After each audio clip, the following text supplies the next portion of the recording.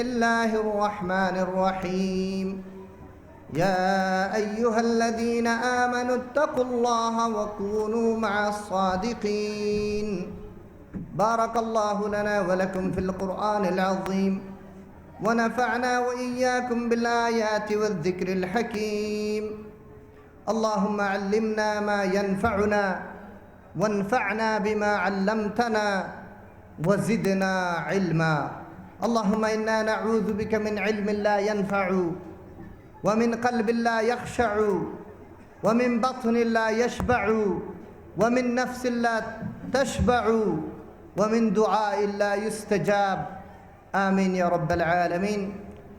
Highly respected chairman of this auspicious gathering and the principal of this institution, সম্মানিত এই সবার সম্মানিত সভাপতি এবং জামিয়া ইসলামিয়া লুৎফাবাদের মাননীয় প্রিন্সিপাল জনাব মৌলানা লুৎফুর রহমান সাহেব, উনি আমার বন্ধু, লন্ডনে ওনার সাথে দেখা হয়েছে। হযরত আমাকে অর্ডার করেছেন, আমি আমার মাদ্রাসার একটা অ্যাসেম্বলিতে ছিলাম, হঠাৎ করে উনি ফোন করেছেন। সাধারণত আমরা ফোন ধরি না যখন অ্যাসেম্বলিতে থাকি, তারপরও যখন দেখলাম হযরতের ফোন এসেছে ধরেই ফেললাম, কথা নেই, বললেন নামটা চলে আসছে, আপনাকে আসতেই হবে। চলে আসলাম আপনাদের দোয়া নেওয়ার জন্য, ওয়াজ করার জন্য নয় মুঠেই। ওয়াজ কি করব ভাই, ওয়াজ তো শুনতে हैं लेकिन हम अमल करते नहीं, गर अमल करते तो हम पर दिन बुरे आते नहीं। আমরা ওয়াজ শুনি কিন্তু ওয়াজের উপরে আমি নিজেই আমল করতে পারি না। আমরা যদি আজকে কোরআন হাদিসের নির্দেশিত পথে আমল করতে পারতাম তাহলে আমাদের উপরে এত কঠিন জীবন আসতো না। রব্বুল আলামিনের কাছে আমাদের দোয়া হচ্ছে আল্লাহ যেন আমাদেরকে নেক আমল করার তৌফিক দান করেন।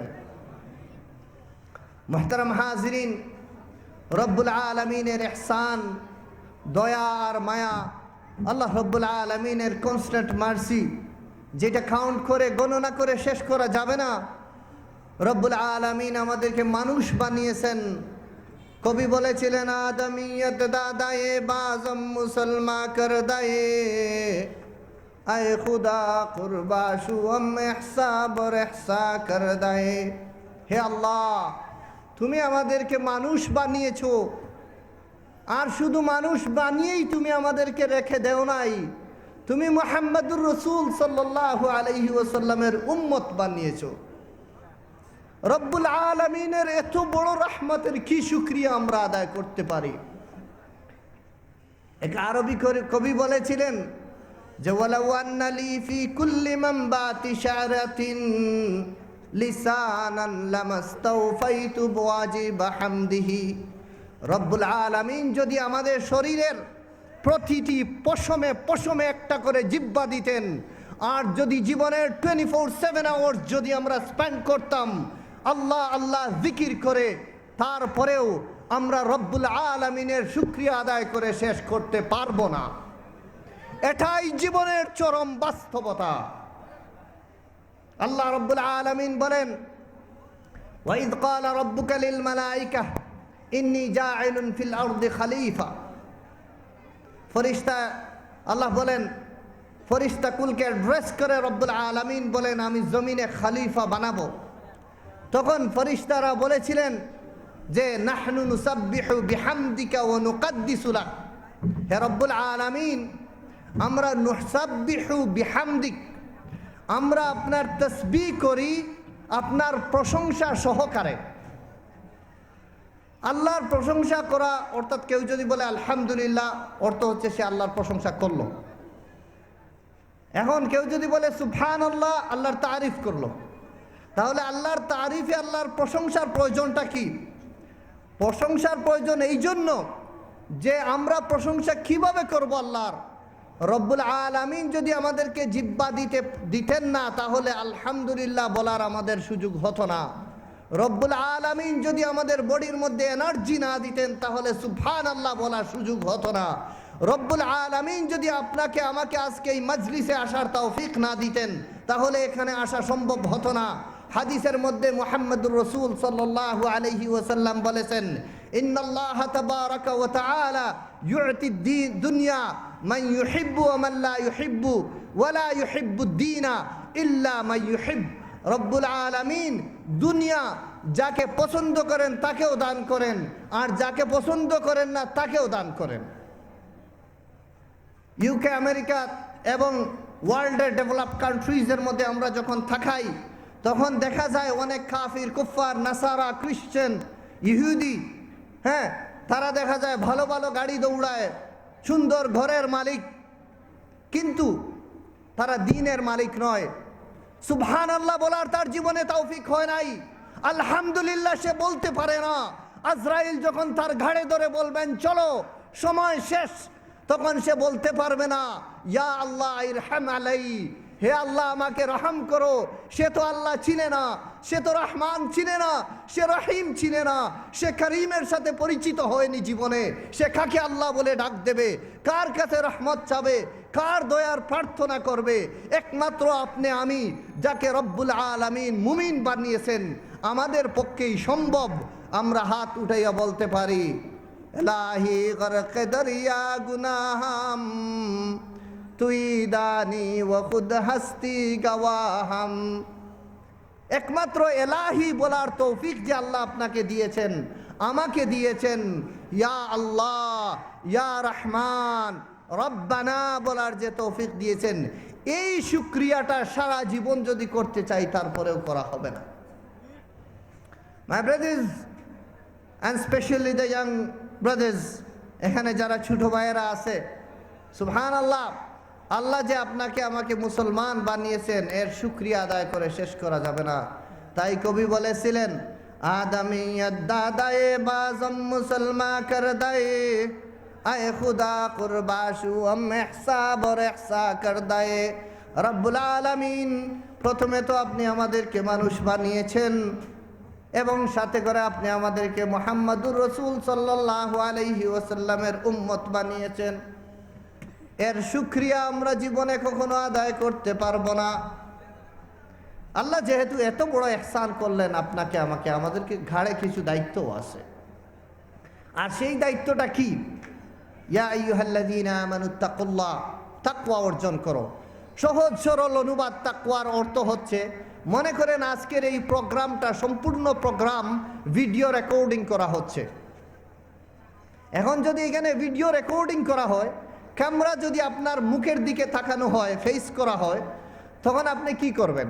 অনেক মানুষ, ইয়াংস্টাররা যারা এখানে আছে তারা জানে, মানুষ অনেক সময় ক্যামেরার সামনে পজ দেয়, একদম সে রেডি স্টেডি গো, আমি প্রস্তুত, হ্যাঁ চলো ফটোটা নিয়ে নাও, just click the camera, take my photo, I am completely ready, হ্যাঁ আমি রেডি, আমার পিকচার নাও এখন। এইভাবে রব্বুল আলামিন 24/7 আপনাকে আমাকে লক্ষ্য করছেন, জীবনের প্রতিটি পদক্ষেপ রেকর্ডিং হচ্ছে। সুতরাং তাকওয়ার সহজ অর্থ হচ্ছে যে আপনার প্রত্যেক কাজের মধ্যে আপনাকে মনে রাখবেন যে আল্লাহ রব্বুল আলামিন আমাকে দেখছেন। আর এই জিনিসটা এত সহজ না, বললেই হয় না, এটা অর্জন করতে হয়। আর অর্জনের জন্য কিছু জিনিস বর্জন করতে হয়। যা বর্জন করতে হয় তা হচ্ছে গুনাহ থেকে দূরে থাকা, মন্দ লোকদের থেকে দূরে থাকা।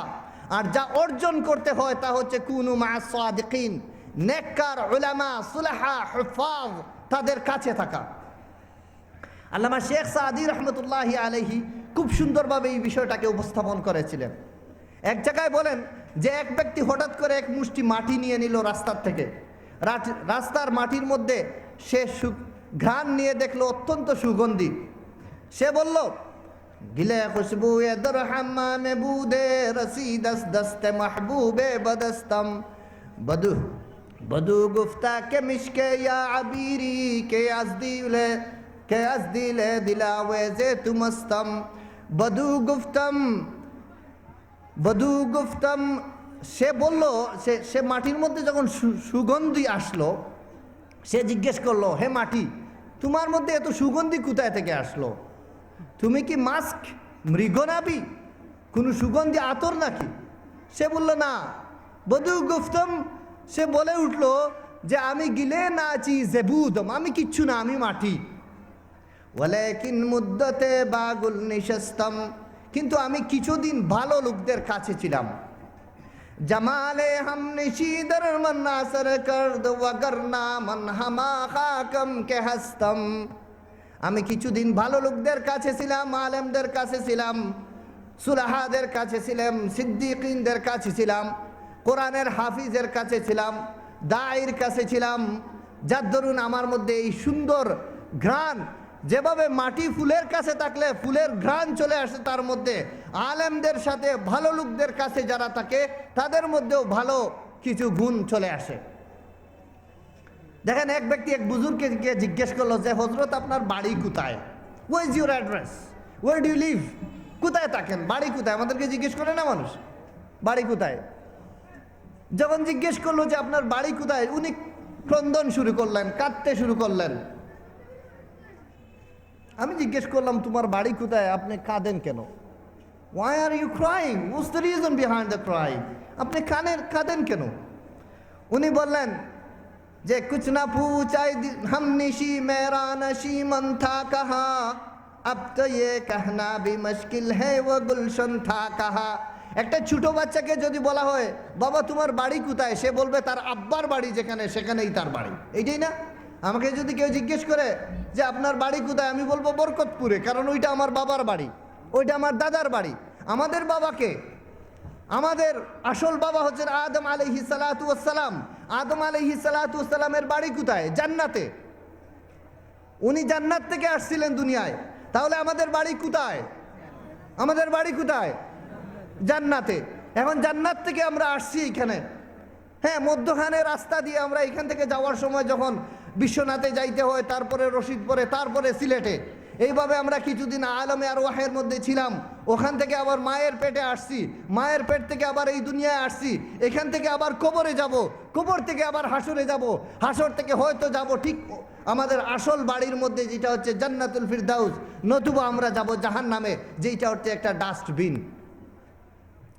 যখন আমরা বাজার থেকে ফ্রুট নিয়ে আসি, ভেজিটেবল যখন নিয়ে আসি, তখন আমরা কি করি, যেগুলো ভালো অংশ যেগুলো, ওগুলো খেয়ে ফেলি, আর যেগুলো কাজের না ওগুলো আমরা ডাস্টবিনের মধ্যে ফেলে দিই।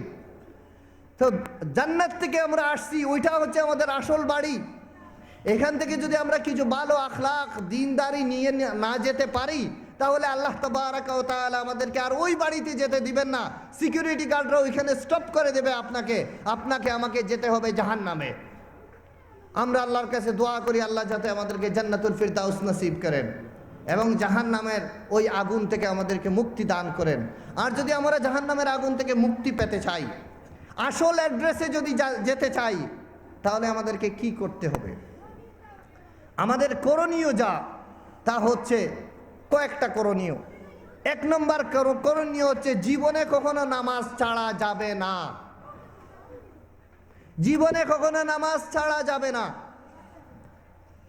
নামাজ ছেড়ে, আজকে আছে না মাজারের মধ্যে কিছু লাল শালু ওয়ালা, হ্যাঁ, লাল শালু পরে মাজারের মধ্যে গাঁজা টানে, তারপরে সে আবার কি হিল বাবা হিল, আস্তে আস্তে গিল, হ্যাঁ, যা ইচ্ছা তা বলে, মনে মনে সে জান্নাতে যাবে।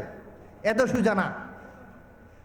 তু কুজা ও সুন্নতে আহমদ কুজা বা মুহাম্মদ কাইবুত নিসবত তুরা কারে শয়তামি কুনদনা মতওয়ালি গরওয়ালি ই আস্তলানত বরওয়ালি।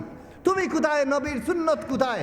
নবীর সুন্নত ছেড়ে তুমি জান্নাতে যাবে, কল্পনাও করা যায় না, কল্পনাও করা যায় না। না, একজন মানুষে নামাজ পড়তে পারেনি, নামাজ পড়ে না, দাড়ি রাখতে পারেনি, কিন্তু তারপরও সে মনে মনে অনুতপ্ত।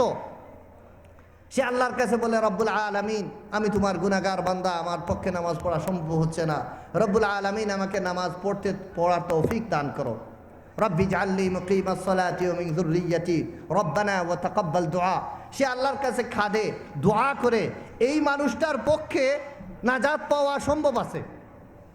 কিন্তু আরেকজন, সে নামাজ পড়েও না, মাজারে বসে গাঁজা টানে, জিজ্ঞেস করলে বলে না আমার অন্তরে ঈমান আছে। এটা কি সম্ভব হবে? তু কুজা ওয়া সুন্নতে আহমদ কুজা বা মুহাম্মদ কায়বুদ নিসবত তুরা। তুমি কোথায় আর আহমদ সাল্লাল্লাহু আলাইহি ওয়াসাল্লামের সুন্নত কোথায়? বা মুহাম্মদ কায়বুদ নিসবত তুরা কারে শয়তামি কুনদনা মত ওয়ালি গর ওয়ালি ই আস্তেরানাত বর ওয়ালি। যদি শয়তানের কাজ করবে আর তারপর তুমি আল্লাহর ওলি দাবি করবে, এমনই যদি ওলি হয়ে থাকে তাহলে তোমার মতো ওলির উপরে আল্লাহর লানত বর্ষিত হোক।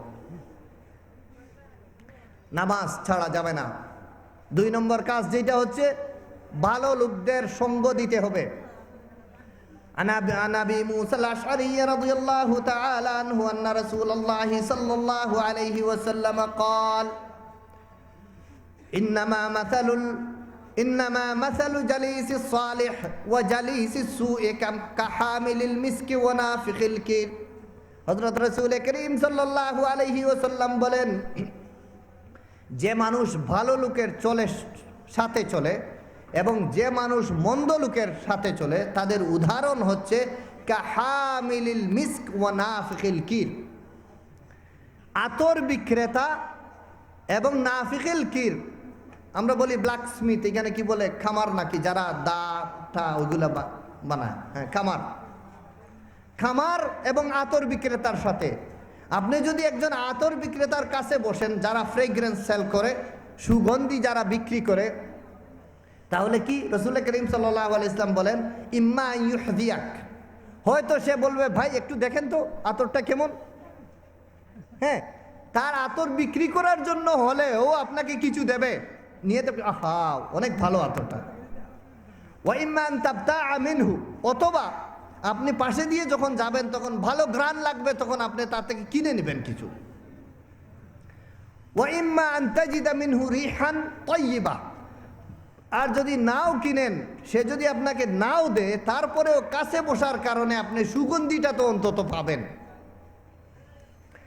আর যদি তা না হয়, আপনি যদি খামারের কাছে বসেন যে দা কুড়াল তৈরি করে, তাহলে সে সব সময় ওই blacksmith is constantly pulling the stuff, সবসময় সে ওইটা টান দিচ্ছে, সাথে করে কি আগুনের স্ফুলিঙ্গ স্পার্কলগুলা স্প্রেড হচ্ছে চতুর্দিকে।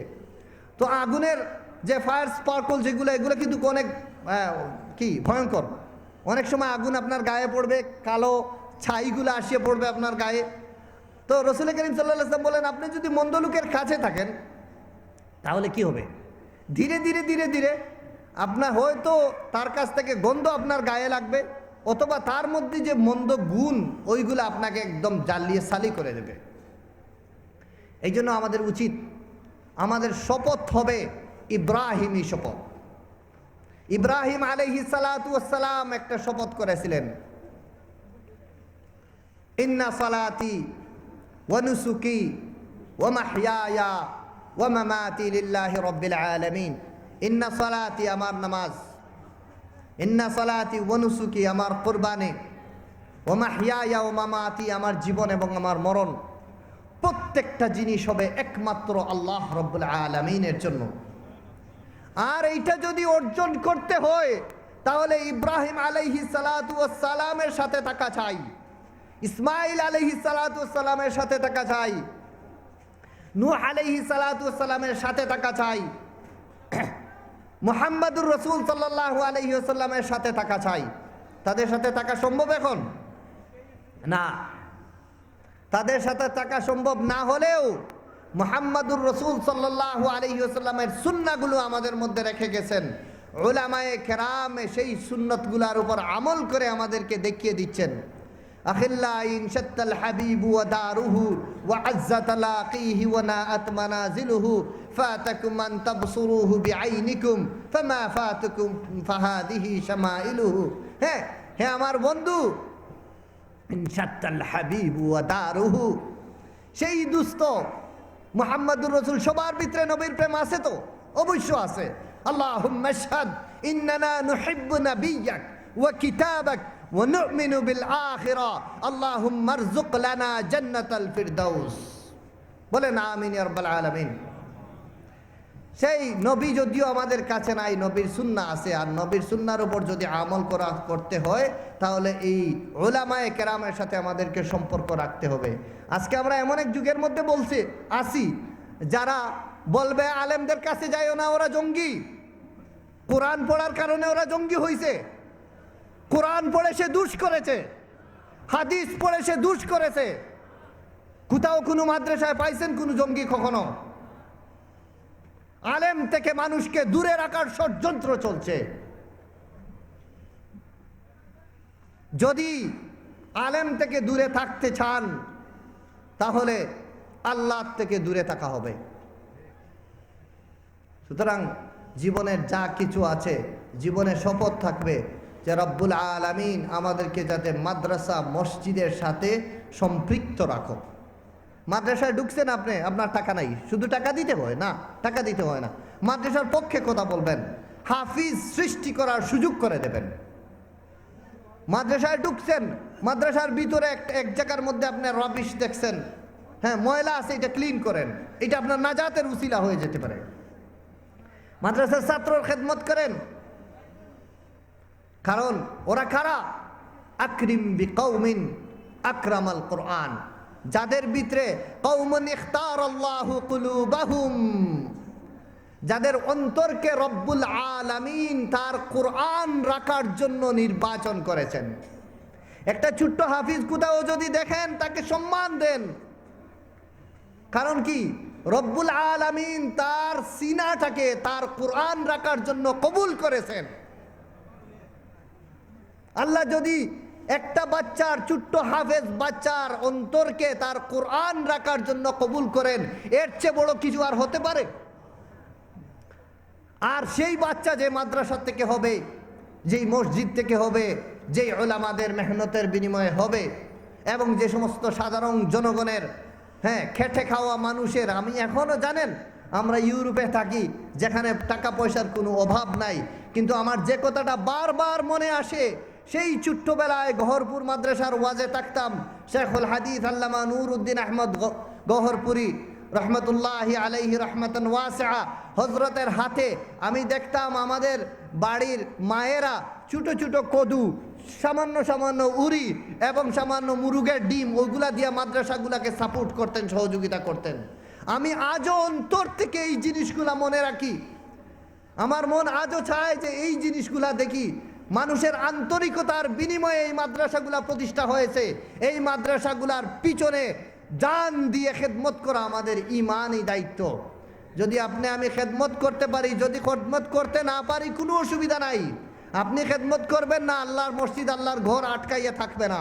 আল্লাহ তার ঘর কারো না কারো মাধ্যমে এটা বানিয়ে দেবে।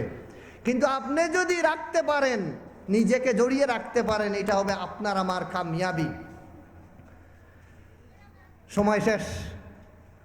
আল্লাহ রাব্বুল আলামিন আপনাকে আমাকে যাতে একদম জীবনের শেষ মুহূর্ত পর্যন্ত মাদ্রাসার খেদমত করার তৌফিক দান করেন।